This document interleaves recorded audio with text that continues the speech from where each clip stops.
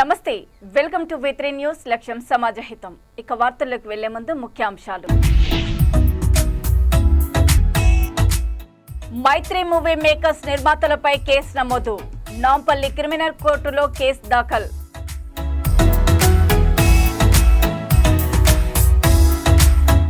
Science fair లో ప్రతిభ కనబర్చిన విద్యార్థులు శాస్త్రవేత్తలుగా ఎదగాలన్న corporator Amrin Fatima Salim Baig.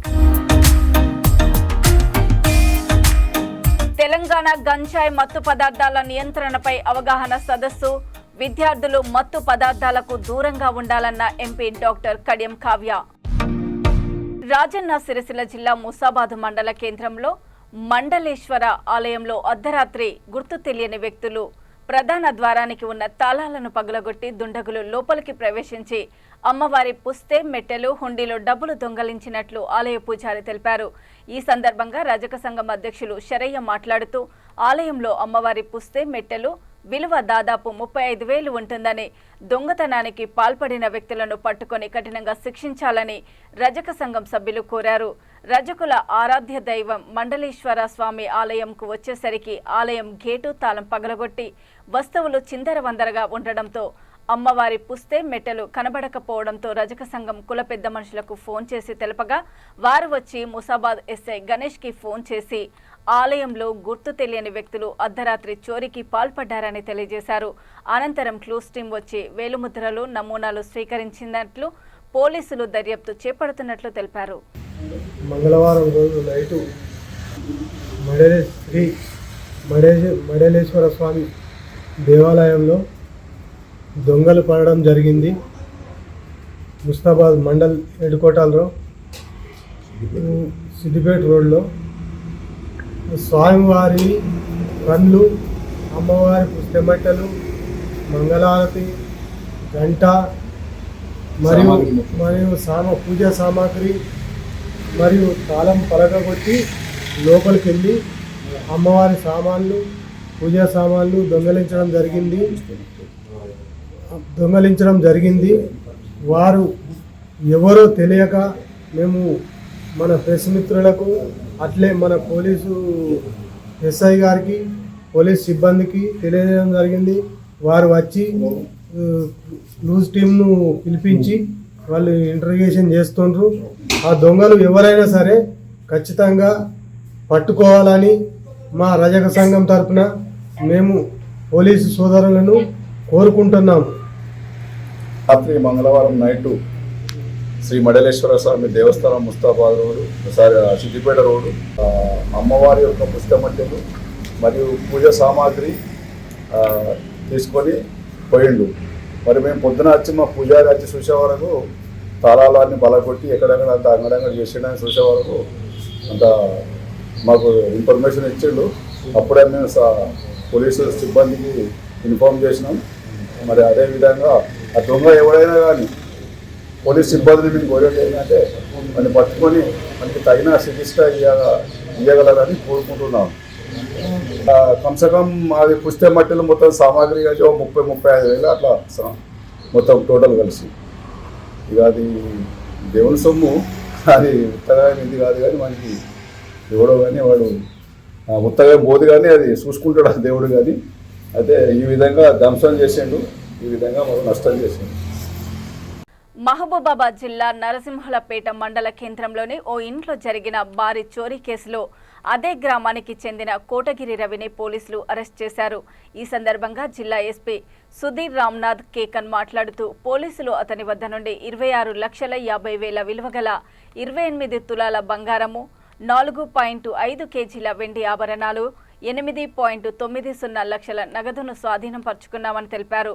Kotagiri రవిపై అనుమానం రాగా అతనిని పోలీసులు అదుపులోకి తీసుకుని విచారించగా నేరం ఒప్పుకున్నాడని, నిందితుడిని రిమాండ్కు తరలించి రికవరీ చేసిన సొత్తుని బాధితునికి అందజేశామని ఎస్పీ తెలియజేశారు. ఈ దొంగతనం చేసిన వ్యక్తిని 24 గంటలలో పట్టుకున్న సిసిఎస్ సివిల్ పోలీసులను ఎస్పీ అభినందించారు. మొన్న మధ్యాహ్నం నరసింహులపేట్ పోలీస్ స్టేషన్ లిమిట్స్ నరసింహులపేట్ ప్రాపర్లో ఒకటి డేహెచ్బి ఇన్సిడెంట్ జరిగింది. మార్నింగ్ వాళ్ళు ఇచ్చారు. కంప్లైంట్ పేరు ఎరగని రవి, ఆయన వార్డెన్గా పనిచేస్తున్నారు ఏకలవ్య స్కూల్ మహిబాద్లో. ఆయనది భార్య, ఆమె పేరు కవిత. ఆమె కూడా రిసోర్స్ పర్సన్గా ఆ లేయర్లో పనిచేస్తున్నారు. వాళ్ళ అంటే ఈ కంప్లైంట్ వల్ల తండ్రి, ఆయన పేరు సీతారాములు, ఆయన పెద్ద మనిషి, 75 years ఆయన. సో వీళ్ళు ఇద్దరు గవర్నమెంట్ ఎంప్లాయీ ఉన్నారు కాబట్టి వాళ్ళు మళ్ళీ అదే ఇంటికి వచ్చే వరకు ఆల్మోస్ట్ సాయంత్రం అయింది. ఈ ఇన్సిడెంట్ మధ్యాహ్నం జరిగింది కాబట్టి వాళ్ళు ఆ రోజు పిటిషన్ ఇవ్వలేకపోయారు. అది పిటిషన్ ప్రకారం అంటే వాళ్ళు ఏం చెప్పారు, ఇది మధ్యాహ్నం ఇంట్లో ఎవరు లేని సమయంలో ఒక అన్నోన్ పర్సన్ ఇంట్లో వచ్చారు. ఇంట్లో వచ్చి దొంగతనం చేశారు. దొంగతనంలో ముఖ్యంగా ఆల్మోస్ట్ 28 tulas బంగారం, గోల్డ్ పోయింది. తర్వాత 4.5 kgs సిల్వర్ పోయింది. అండ్ కొంచెం క్యాష్ అరౌండ్ 8,90,000 క్యాష్ పోయింది. అది మనకు పిటిషన్ ఇవ్వడం జరిగింది. ఆయన సంబంధించి ఈ ప్యాడీ ఫీల్డ్స్లో ఆయన మొత్తం ఈ ప్రాపర్టీ దాచిపెట్టారు. అది ఎక్కడ ఉన్నాయి అది అడిగితే ఆయన క్లియర్ కట్ మనకు చూపించారు. సో ఈ మొత్తం ఎపిసోడ్లో ఈ ఎంటైర్ ప్రాపర్టీ 100% ఇంటాక్ట్ మనకు దొరికింది. అండ్ ఈ అక్యూజ్ కూడా మన కస్టడీలో ఉన్నారు. ఈ particular incident day SB almost అంతా ప్రాపర్టీ కల్పిస్తే around 26,50,000 worth property within 24 hours మనం ఈ కేసు డిటెక్ట్ చేసినాం. తర్వాత ఈ ప్రాపర్టీ కూడా 100% రికవరీ అయింది. అక్యూజ్ కూడా మనం అరెస్ట్ చేసినాం.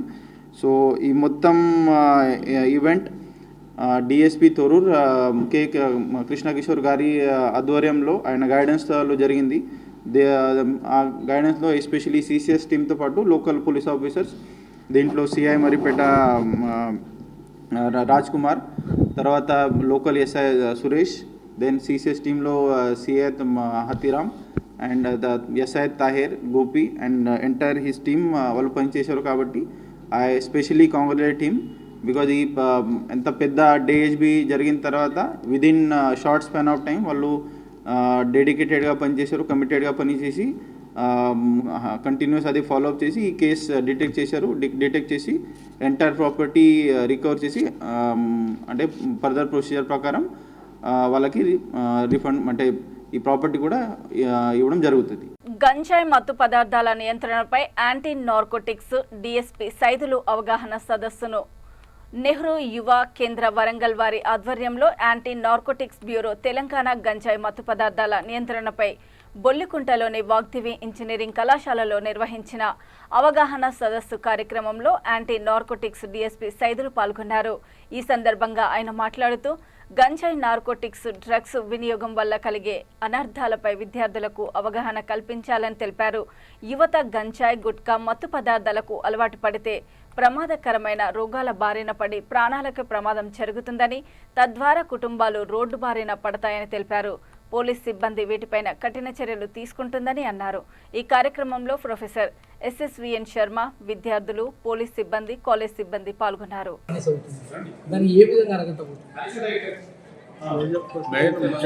నమస్కారం.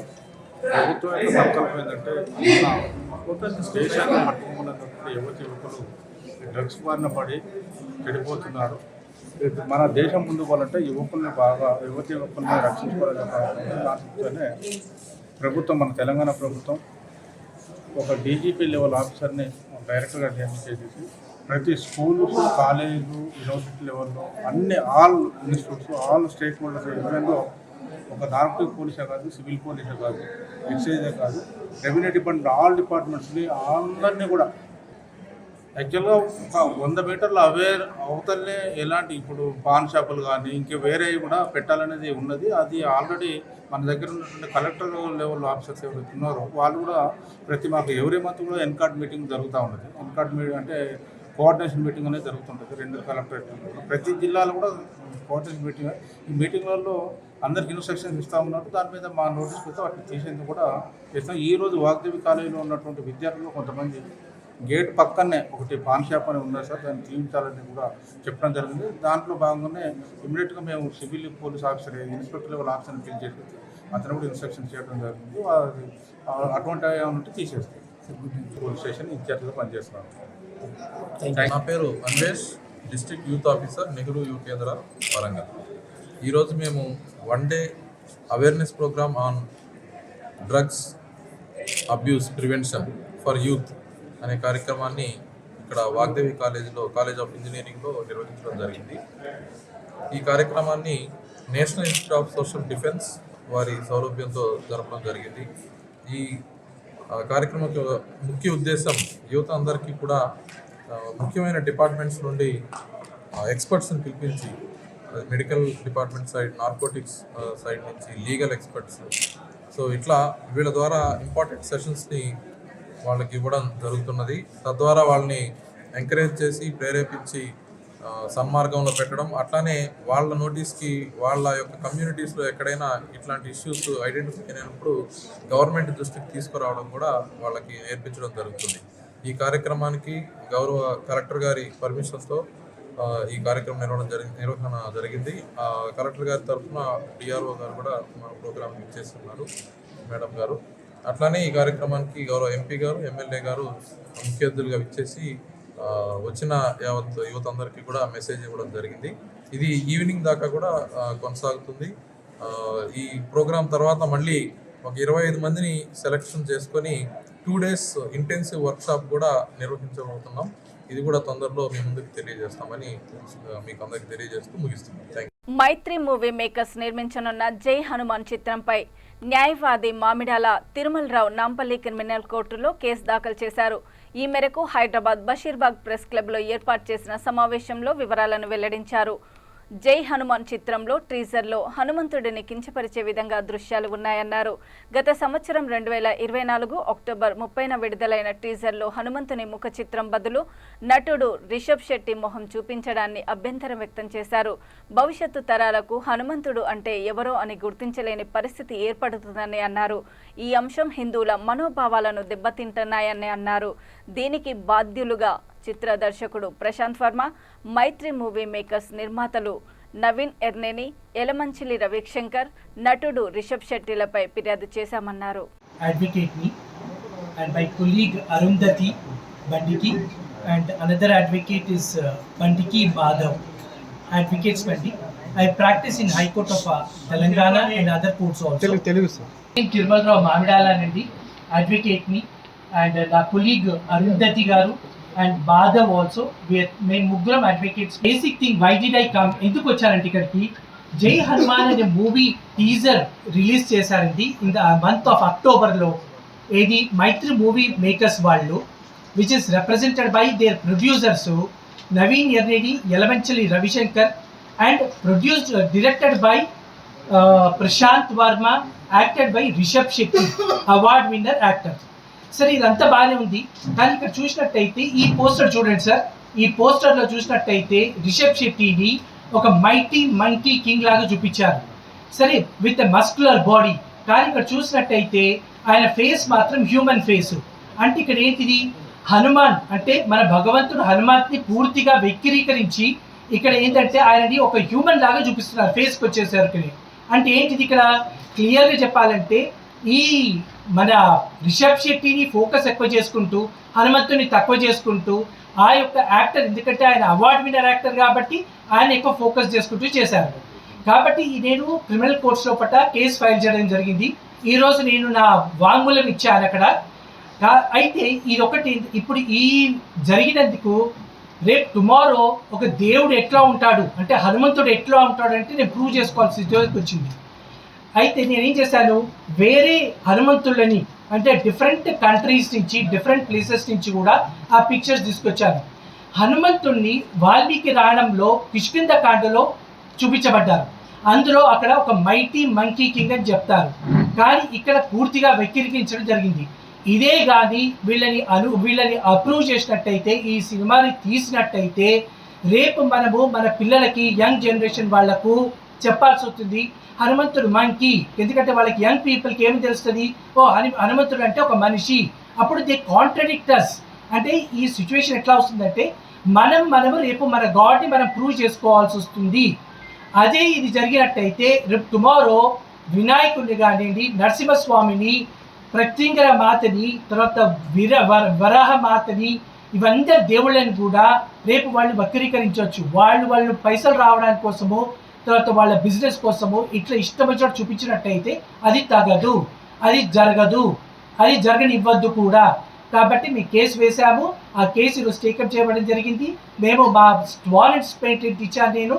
కాబట్టి మీ ముందుకి అందరికీ తెరవాలి. ఇది ఏంటంటే ఇట్లాంటివి ఇట్లా తప్పుడు దేవుళ్ళని కానీ హిస్టరీని కానీ మన రామాయణాన్ని వక్రీకరించకూడదు. విద్యార్థులు గంజాయి, గుటక, అంబర్ వంటి మత్తు పదార్థాలకు దూరంగా ఉండాలని ఎంపీ డాక్టర్ కడియం కావ్య అన్నారు. వరంగల్ జిల్లా బొల్లికుంట ప్రాంతంలో ఉన్న వాగ్దేవి ఇంజనీరింగ్ కళాశాల చందుపట్ల దేవేందర్ రెడ్డి అధ్యక్షతన నెహ్రూ యువ కేంద్రం వారి ఆధ్వర్యంలో యాంటీ నార్కోటిక్స్ బ్యూరో తెలంగాణ గంజాయి మత్తు పదార్థాల నియంత్రణపై వాగ్దేవి ఇంజనీరింగ్ కళాశాలలో నిర్వహించిన అవగాహన కార్యక్రమంలో ముఖ్య అతిథులుగా MP doctor Kadiyam Kavya, Parakala MLA Prakash Reddy పాల్గొన్నారు. ఈ సందర్భంగా వారు మాట్లాడుతూ గంజాయి, ఇతర మత్తు పదార్థాల వినియోగము, సరఫరా, అక్రమ రవాణా, విక్రయం నివారణకు ప్రభుత్వం కట్టుదిట్టమైన చర్యలు చేపడుతుందని అన్నారు. ఈ కార్యక్రమంలో narcotic DSP Saidulu, CIB Ravinder, SI Ramesh, కళాశాల ప్రొఫెసర్ ఎస్ఎస్ఎన్ శర్మ పాల్గొన్నారు. కల్పిస్తే పక్కన ఉన్నోడికి ఇంకోటి మరి ఉద్యమంలో ఇది ఒక రకంగా ఉద్యమంగా ముందుకు పోవాల్సిన అవసరం ఉంది. తెలంగాణ ఉద్యమంలో యూత్ ఎట్లయితే భాగస్వామ్యం ఉందో ఈ డ్రగ్స్ నియంత్రణకు సంబంధించి ముక్త డ్రగ్స్ యొక్క భారతదేశంగా తీర్చిదిద్దాలి. అంటే భారతదేశం అంటే ఏదో కాదు, మన గ్రామమే భారతదేశం.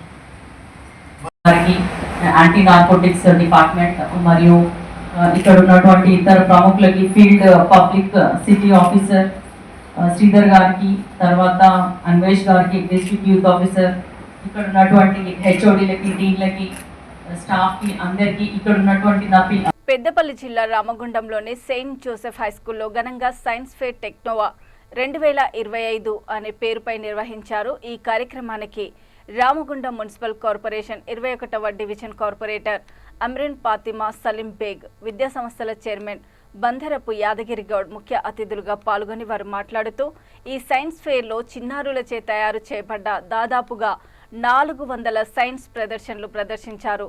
ఈ ప్రదర్శనలో ప్రత్యేక ఆకర్షణగా ఎల్లంపల్లి డ్యాంను ఉన్నట్లుగా గేట్లు, నీటి ప్రవాహం చూపించారు. నేటి విద్యార్థులే రేపటి కాబోయే భావితరానికి శాస్త్రవేత్తలు అని, ఈ పిల్లలను చూస్తే తప్పనిసరిగా వాళ్ళు భవిష్యత్తులో ఏదో ఒకటి కొత్తగా కనుక్కుంటారని అన్నారు. ఈ కార్యక్రమంలో పాఠశాల హెడ్ మాస్టర్ నోయల్ జోసెఫ్ అధ్యక్షతన జరిగిన ఈ కార్యక్రమంలో విశ్వభారతి విద్యా సంస్థల head master Bandharapu Tirupati Goud, principal Praveen Kumar, in charge head master Ashalatha పాల్గొన్నారు. Space research, and we have C.V. Raman, Ramanujan, and many of the other, Thomas Alva Edison, Albert Einstein, Isaac Newton. So like that, if we go on say, there are many scientists who have given their contributions to the society. So like that, a student should have always. Yesterday I thought some of the students will come and ask, ma'am, you have given us so-and-so exhibit. What is the main, who has found, who is the inventor? None of them asked. None of the students came and asked, who is the inventor? We are not the inventors. We are only the innovators. Innovation is different, invention is different. A scientist invented, that we are remodeling, reconstructing, again the same thing, that you call it as innovation. So we are innovating it, not inventing anything. So we are innovating. Along with the management, along with the children, parents, teachers, and all the parents also supported. I am giving my heartful thanks to all the parents. పిల్లల్లో ఉన్నటువంటి క్రియేటివిటీని బయటికి తీయాలంటే ఏదో ఒక ప్రయోగం చేస్తేనే బయటికి వస్తుంది. 1000 అడుగుల ప్రయాణం అయినా కూడా ఒక ఫస్ట్ స్టెప్ తోటి స్టార్ట్ అవుతుంది. ఆకాశం అంతా ఎత్తుకెదగాలన్నా కూడా చిన్న ప్రయత్నంతో మనం ప్రారంభించాల్సిన. మైత్రి మూవీ మేకర్స్ నిర్మాతలపై కేసు నమోదు. నాంపల్లి క్రిమినల్ కోర్టులో కేసు దాఖలు.